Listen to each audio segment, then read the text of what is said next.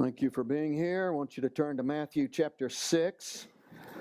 We've had a couple Sundays off from studying this passage. We're going back to it, which is the spiritual discipline aspect. It's the Sermon on the Mount. Sermon on the Mount is chapter 5, 6, and 7. This is the middle chapter. It is focused on religion. He's taken the premise of the Sermon on the Mount and he is focusing it on religion. He gives the charitable deeds in verse 1, down in verse 2 actually, down through verse 4. Then he gives the prayer aspect of religion, which is communication with God, which is verse 5, down through verse 14. And now he deals with spiritual disciplines, which is verse 16 through 18. And then the rest of the chapter is going to be the play out of that in spiritual commitment. So we're going to read again Matthew chapter 6. Verse 16. Moreover, when you fast, do not be like the hypocrites with a sad countenance, for they disfigure their faces, that they may appear to men to be fasting. Assuredly, I say to you, they have their reward. But you, when you fast, anoint your head, wash your face, so that you do not appear to men to be fasting, but to your Father, who is in the secret place. And your Father, who sees in the secret place, will reward you openly. The rich young ruler, we don't know his name. We never, in the scriptures, it's not given to us. We address him by the qualities and the characteristics of his life. He obviously is young and has a future ahead of him and has all the aspects of youth about him. He obviously is rich. His focus is materialism. He has everything he needs. He's established well in the financial world. He obviously has self-esteem, self-value, because he's a ruler, so people look up to him. He has position in the community. He's the rich young ruler. But down deep in the inner core of his life, there is this inner cry, there is this scream that somehow goes beyond all of the things that he has and all of the things that he is, and somehow comes out in his mind and his heart that there's something desperately missing in his life, that he's missing life itself. And he comes running to Jesus, which shows you something of the drive, of the desperation, of the intensity of the cry that is within him. So he comes to Jesus and asks the big question. No chit-chat, no getting acquainted, no how are you, I'm fine. It's just right out, good master, what should I do to have eternal life? I have this desperate cry for life itself. So what do I need to do? What's the procedure? What's the formula? How can I get into this? What should I do? Tell me. Jesus went back to the Old Testament, walked him through the commandments, and it ended up to be he had kept them all, at least he said he had, so that there was a righteousness, a foundation of righteousness in his life, so that Jesus couldn't come and say, well, you didn't do that one. Oh, the second one right here, you missed that one. He had kept all the commandments of the Old Testament. And Jesus looked at him and said, through the discernment of the Spirit, it's obvious you've got one problem. Your focus is off. Instead of being focused on me, you're focused on your materialism. See, you're all wrapped up in the physical. You're all wrapped up in what you can get. You're all wrapped up in the things, the stuff you possess. And your focus, your priorities are there. Therefore, that's what's stopping the flow of life in your being. So, what I want you to do is shift your focus. Get rid of all the stuff, that focus, that priority of materialism, and come and focus on me. Follow me, he said. The guy hung his head, went off sorrowfully, because he had great wealth. He could not break in his focus. He was stuck in his materialistic physical world. Jesus was so moved. It's amazing. So moved. He just kind of stood there and his disciples around him, and it was like he wasn't talking to them, actually. It was like he was talking to himself. And he just, in amazement, said, wow, I don't know if a rich man can even get into heaven.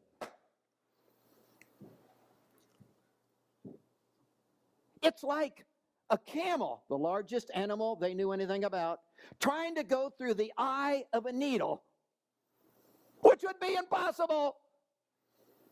When the disciples heard that, you know what they did? They turned to Jesus and said, whoa, if a rich man, who in their mind obviously had the blessings of God, because you couldn't be rich if God wasn't blessing you.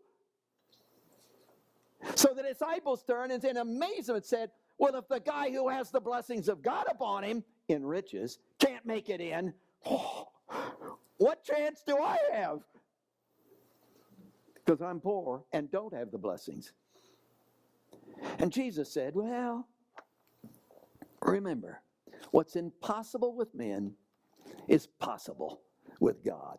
Because Christianity is a possibility, not an impossibility, because God is involved in it. And the disciples were so excited about that, they turned to Jesus, and Peter voiced it in a question, which is the question of our world, folks. And the question was, well, Jesus, we've left all to follow you. And they had. We've left family. They had. We've left jobs. They had. We've left all to follow you. What are we going to get? What are we going to get? What are we going to get? What reward is there in it for us? What will we get? That is the question of our world. Everywhere you go, that's the issue. I'm going to get a new job. How much does it pay? What am I going to get? We never ask, what am I going to give? See, you don't go down to your job and say, oh, I don't care about the wages, man. What I care about is, whoo, how can I help? How can I pour my life? How can I help build the product? How can I help the company? What? What's the hourly wages here? What am I going to get?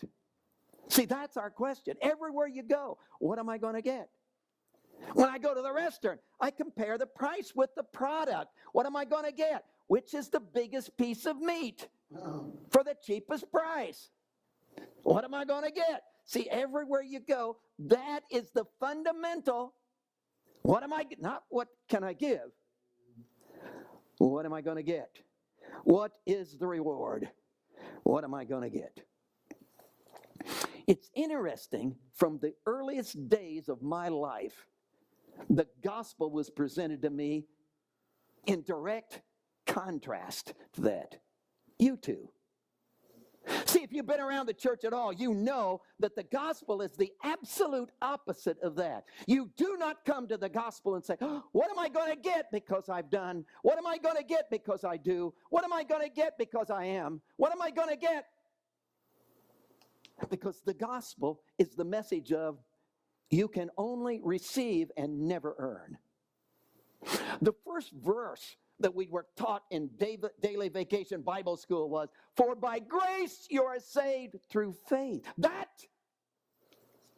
not of yourself. It is a gift of God. Not of works, lest any man should boast. Ephesians chapter 2. We all learned that. So that Christianity hangs on, not what am I going to earn, not what I deserve, not what I merit, what's the reward I get for being who I'm doing what I do. The whole deal is, what can I give? Not, what can I get? That aligns itself with the premise of the Sermon on the Mount. Now, we've been talking this premise thing because it is so absolutely essential. See, Jesus does a masterpiece in the sermon itself, chapters 5, 6, and 7. And what he does is he starts with this premise. Here's the fundamental idea. Then the whole sermon is just the application of that premise. And if you miss the premise, you've missed it all. What's the premise? Beatitudes. And what are the Beatitudes? Blessed are the poor, which is the idea of helplessness. Again, if I take a knife and slice you down the middle and go to the inner core of your being, what do I find there? Absolutely nothing. Absolutely nothing. You're not poor a little bit. You're not helpless in some areas, but not others. No, it's not that. You are totally, absolutely helpless in every area, because the helplessness is not in the hand. The helplessness is not in the foot. The helplessness is in the core of your existence, which literally permeates and sources every area of your life. So emotionally, you're helpless. Mentally, you're helpless. Woo, do I know that? Mentally, you're helpless. In good looks, you're really helpless. You're helpless. Physically, you're helpless, because the source that literally permeates the entire life and sources all of these areas is helpless. You are helpless. So if you are absolutely helpless and you embrace that, how could you ever come and say, well, what do I get? Well, what do I deserve? Hey, I earned. Because if you're helpless, you don't deserve anything. If you're helpless, you can't earn anything. If you're helpless, what can I get is not the question you ask. Now, having said all that, it's strange. Come on, are you thinking? It's strange, because what I told you is true, but Jesus keeps talking about rewards. In fact, 29 times in the New Testament, the word reward, that we're going to get rewards, is suggested. 7 times in this chapter. So all the way through this chapter on religion, he keeps talking about reward, reward, reward. For instance, look at verse 4 in charitable deeds. He uses it before, but in verse 4 he says, that your charitable deed may be done in secret, and your Father who sees in secret will himself reward you. So in charitable deeds, there's rewards. Wow. He does the same thing in prayer. Look at verse 6. When you pray, go into your room. When you have shut your door, pray to your Father who is in the secret place. And your Father who sees in secret will reward. There it is again. You openly. Reward. He does the same thing now in our passage, which is down in verse 18. So that you do not appear to men to be fasting, but to your Father who is in the secret place. And your Father who sees in the secret will reward you. He says there's rewards. Now, you can try to massage the term. It's misthlon in the Greek language, and it means wage. So there's no way to get out of the word. It means you earn it. You merit it. You deserve it. And Jesus keeps talking about these rewards, and yet here I am helpless and deserve nothing. And here I am, what do I get? Can't even ask the question. And yet Jesus comes along and says, woo, rewards, rewards, rewards, rewards. Wow, I'm in. Could it be that Jesus is doing what he's doing everywhere in the Sermon on the Mount? He is redefining the whole idea. In other words, he's taking the standard of the world. What do I get? My reward, my wages, I earned. And he says, let's bring it into the gospel. Let's bring it into the kingdom.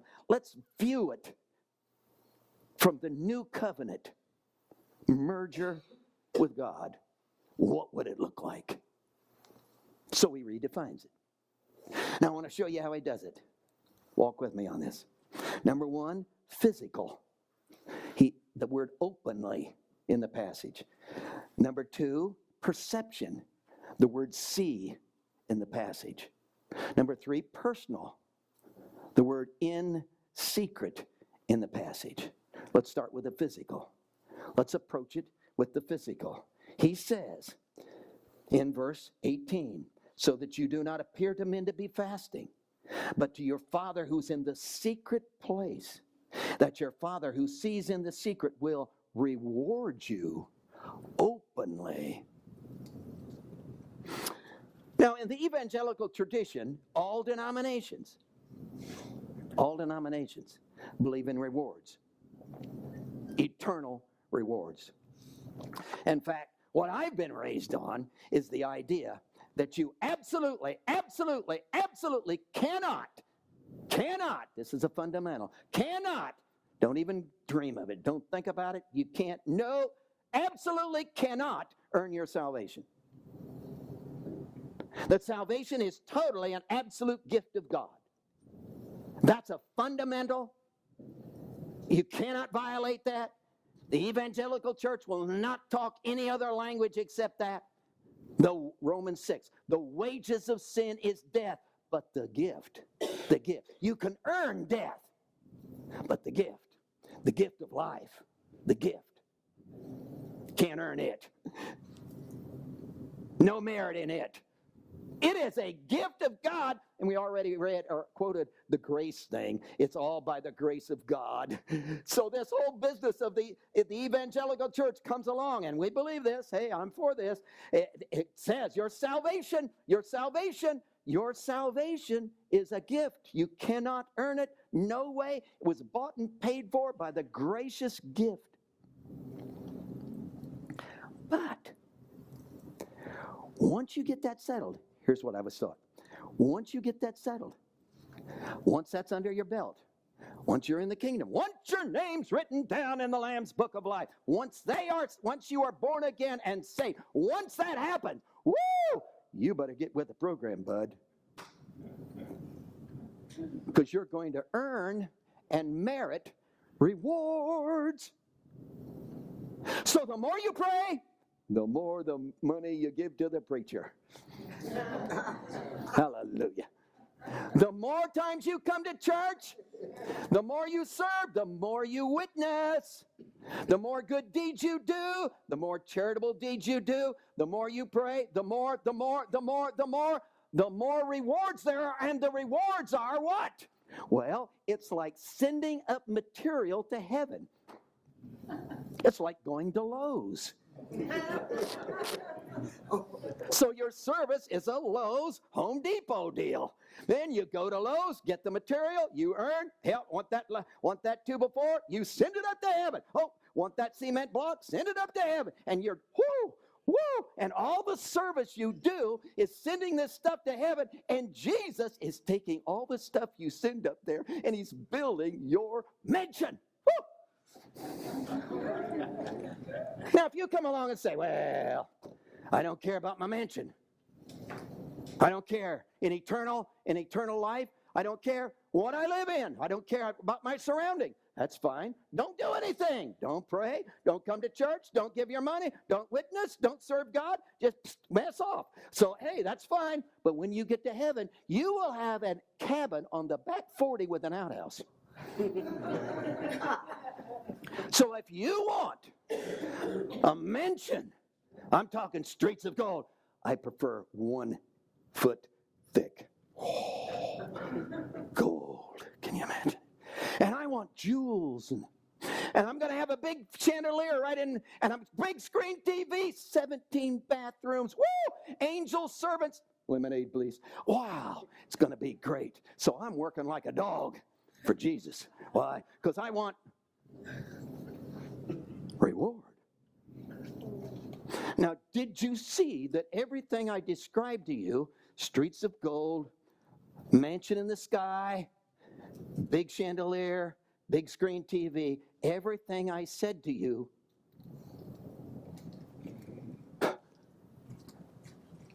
is physical.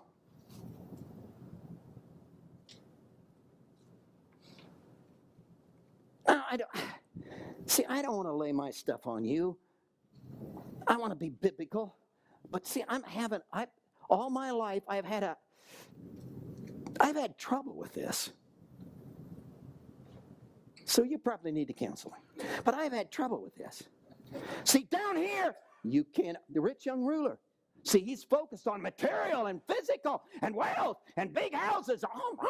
Whoa, man, he's out. Why? His focus is on materialism. So down here, you can't do that. See, down here, oh, you got to spill your life. Down here, no, it's better to be poor. Down here, whoa, rich people can't even get in. Down here,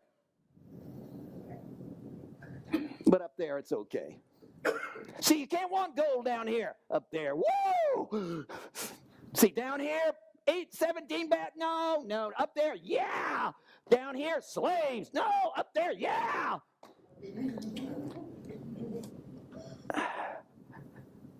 Something wrong with that, guys. That's right. In fact, it's interesting when you go, and you know this, when you go to all the other world religions, guess what? They've got the same thing. See, if I strap bombs on me and I go down and blow myself up in the conference room and kill all these people, I get 17 virgins when I go to heaven. Whoa. See, we look at that and say, what? Well, I don't get virgins, I get streets of gold. Oh, mansions in the sky. Wow.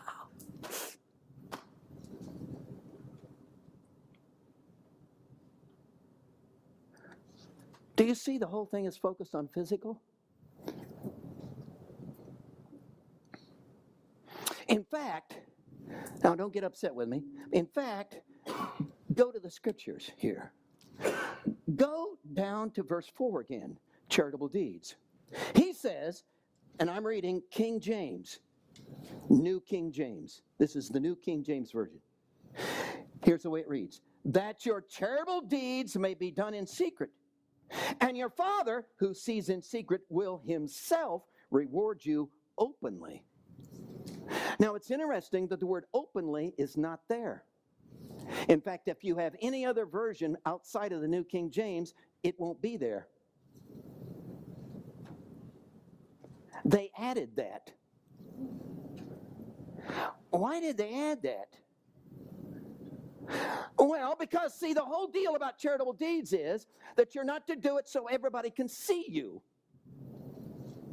You're to do it in secret, which is a physical focus.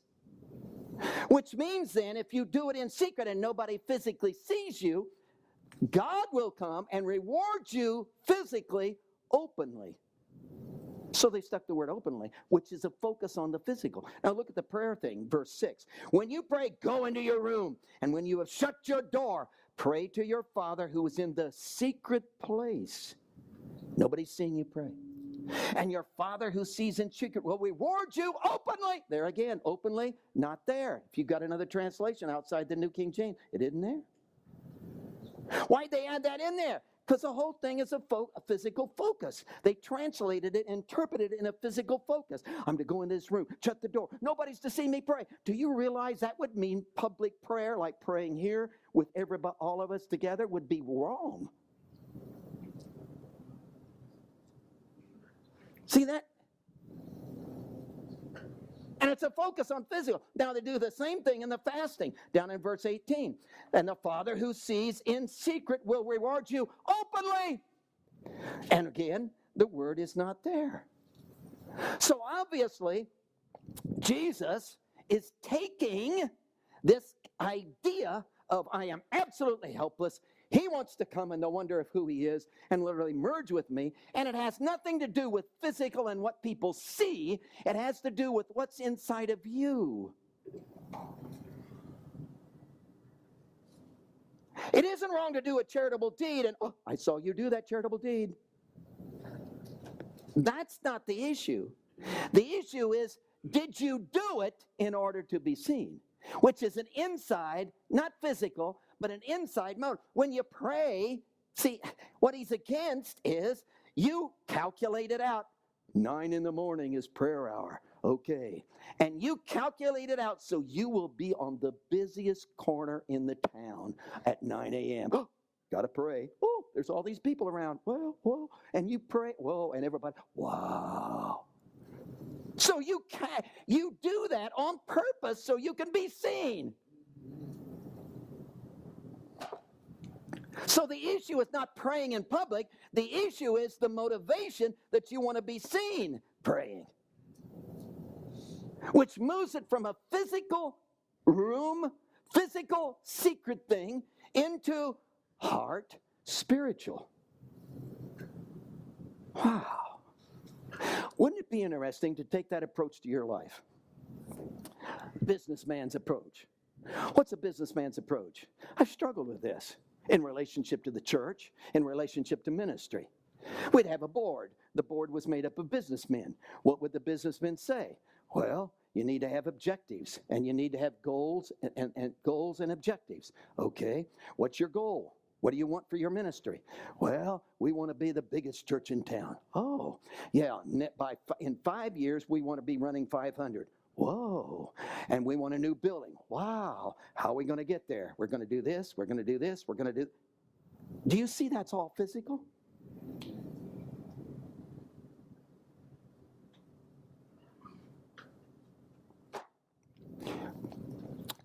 What's your goal?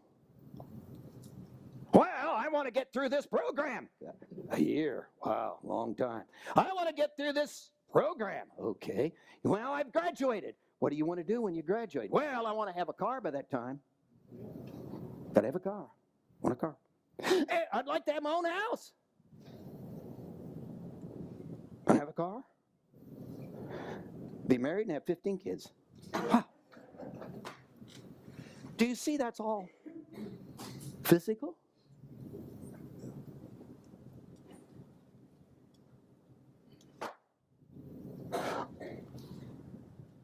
What is Jesus doing here?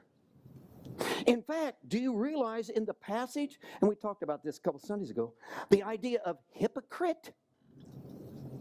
He calls these people hypocrites. Why are they hypocrites? Because they're focused on the wrong thing. In other words, the hypocrite in the charitable deed thing is the guy who appears, it looks like he's giving, when really what he's wanting is to receive. And the reward that he gets is what he wanted. What did he want? What kind of reward did he want? He wants to earn something. What's he going to earn? He wants to merit something. What's he going to merit? Exactly what he wants. What does he want? He wants the applause of men. So he does a charitable deed. Why? So, yay, you're great. Hey, he gets exactly what he wanted. The guy who prays, what's he want? Oh, he's a phenomenal prayer. Oh, so spiritual. Whoa, street corner. Wow, we all heard him. Whoa. He got what he wanted. He's a hypocrite. He appears to be talking to God when really he's talking to everybody else. And therefore, he is a hypocrite because he gets what he wants. The reward he wanted, he got. And that's all he gets. He gets nothing from God. Fasting. You disfigure your face. You appear to be fasting. Doing something really spiritual, when really you're doing something physical to be noticed. And what do you get out of it? Yay! The applause of man. So you got what you want. What if the reward you get is always what you want? What do you want?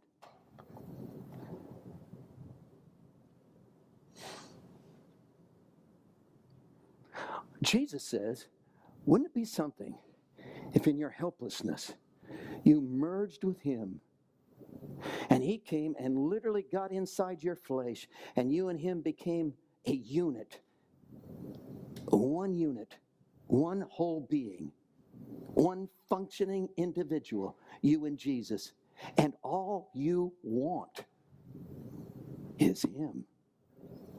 Right. You'll get what you want. And he would be your reward.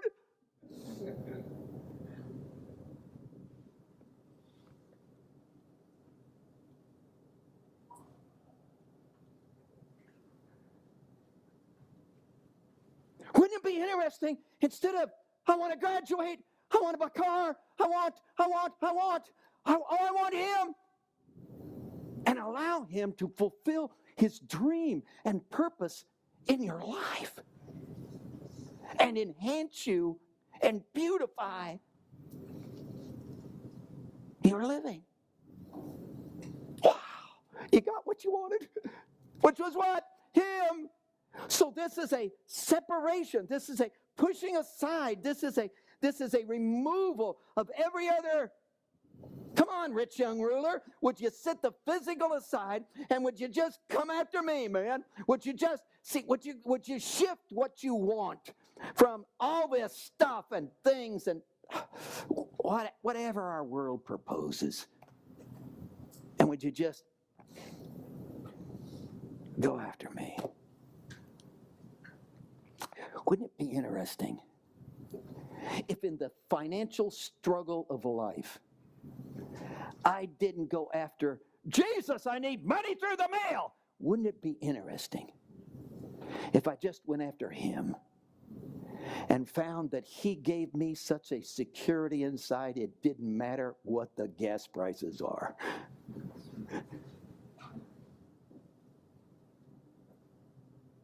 Because I wanted him.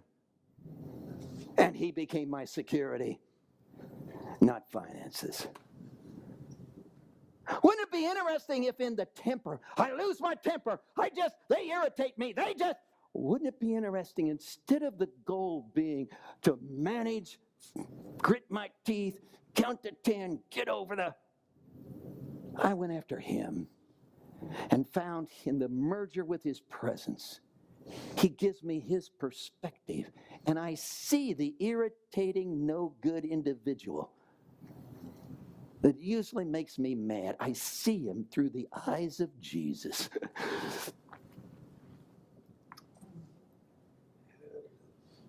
Wow. And he is my reward.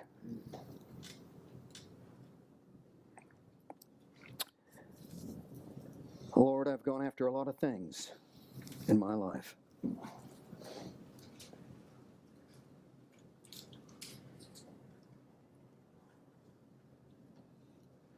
They weren't bad. We're not talking right or wrong here, are we, Lord? We're talking about inner heart stuff. We're talking about what I really want.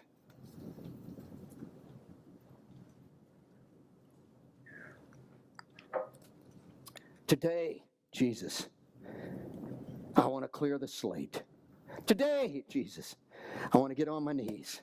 Today, Jesus, I want nothing but you in my life.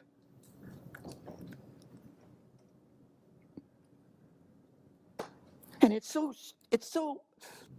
strange, Jesus, because you are so big, you are so magnificent, you are so what's the words to say it?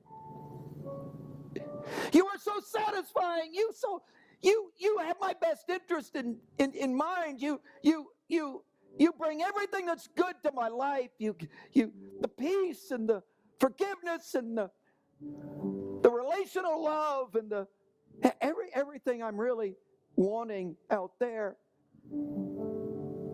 that I'm going after, I end up not getting. Not like you give. And what I really need is just you. Save me, oh God, from everything except yourself. What you do to me, what you did to Saul of Tarsus, and may the bright light of Jesus' presence so strike my life that I can see nothing because I'm blind and I just seek you. Could I experience the Mount of Transfiguration where Moses and Elijah come down to visit your presence, Jesus? And the Father so overshadows the place, and there's such a presence, such an overwhelming movement of who you are, that when I open my eyes, I only see Jesus. Everything else is blurred.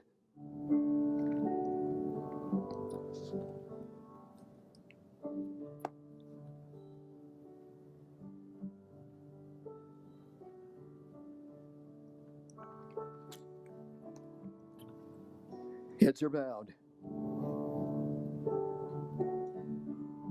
Manley, I've got this problem. The answer's Jesus. I don't know what I'm going to do about. The answer's Jesus. I've got these conflicts in my. The answer's Jesus. I don't know where to go. The answer's Jesus. The answer's Jesus. Would you abandon yourself to Jesus?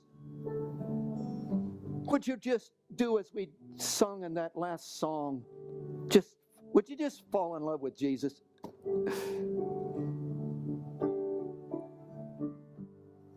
Would you just surrender to Jesus? Would you just focus on Jesus? Would you just be His?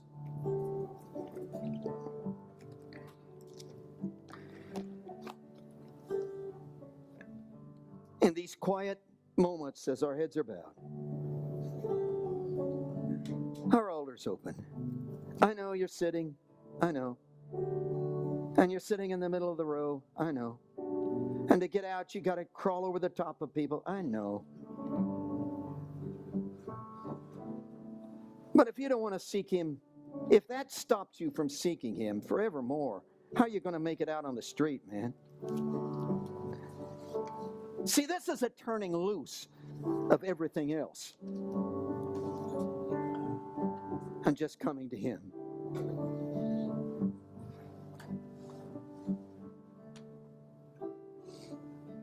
Moments of seeking.